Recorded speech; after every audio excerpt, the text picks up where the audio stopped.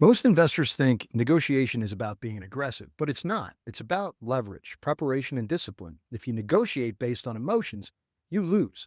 If you negotiate based on structure, you win. It's that simple. Hey, before we get started, like the video, subscribe to the channel, hit that notification bell so you don't miss the next practical real estate checklist. Hi, I'm Bud Evans. I'm a retired United States Air Force officer with 35 years of service, retired police officer, and a former mayor of Cinnamons in New Jersey. I'm an active real estate investor focused on single family and small multifamily, and I mentor veterans in real estate and founded a low-cost investor-focused property management company. Negotiation isn't a battle, it's positioning, it's understanding the risk, it's knowing when to push and when to stay silent. So in this video, I'm going to give you a framework that you can actually use. First, preparation beats personality every time. Most people walk into negotiations thinking that confidence is going to carry them, but it won't. Before you even make an offer, you need to know what the property is worth after repair, what your maximum allowable offer or MAO actually is, and what your renovation budget actually will be realistically. What are your financing costs? And what's your walkaway number? Look, if you don't have a walkaway number, you're not negotiating, you're hoping. In the military and as a cop, I learned this early. Decisions made under pressure without a plan are usually really bad for you. Negotiation isn't really any different. Read the book by Chris Voss. Second, whoever controls time controls the leverage. Speed feels powerful, but it's not.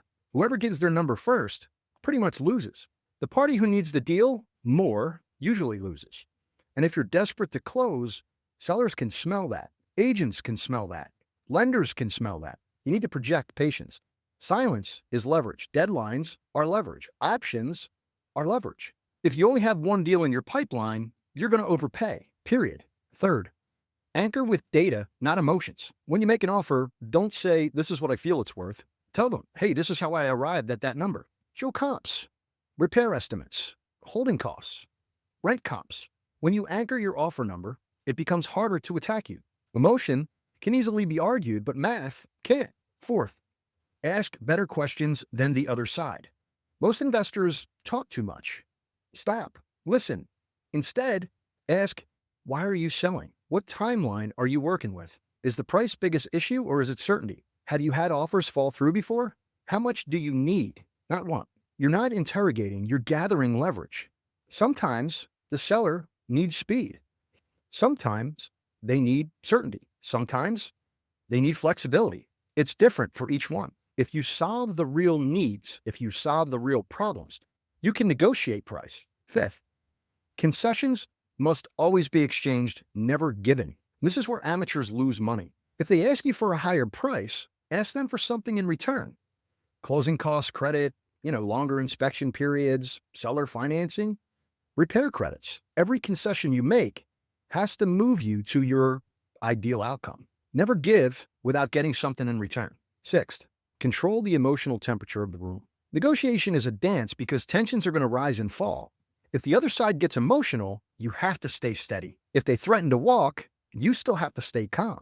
If they push urgency, you need to slow it down. Emotion will create a mistake. Calm creates more clarity. Calm creates options. As a police officer, I saw what happens when emotion runs the room. In negotiations, your job is to keep the room under control. 7, this is a big one. Be willing to walk away. Some of the best deals I've ever made were the ones I walked away from because this is the ultimate power move.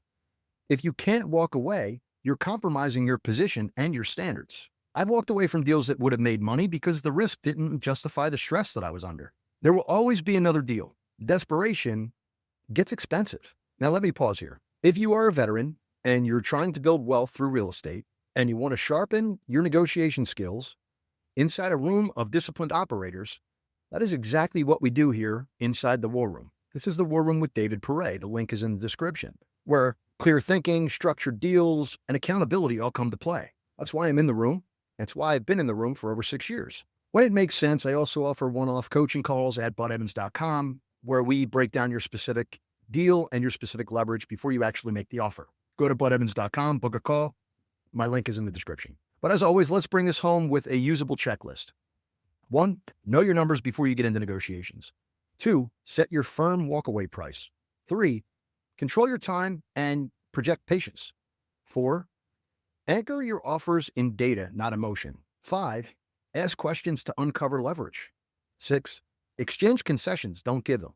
7, stay calm when others get emotional. 8, be ready to walk away. Negotiation isn't about winning an argument. It's about structuring a deal that works in your favor while the other side feels respected and they feel like they've had a win. Hey, if this helped, do me a favor, like the video, subscribe to the channel, hit the notification bell, and share this with a friend who might benefit. Thanks for watching. I'm Bud Evans. Aim high, execute fast. See you on the next one.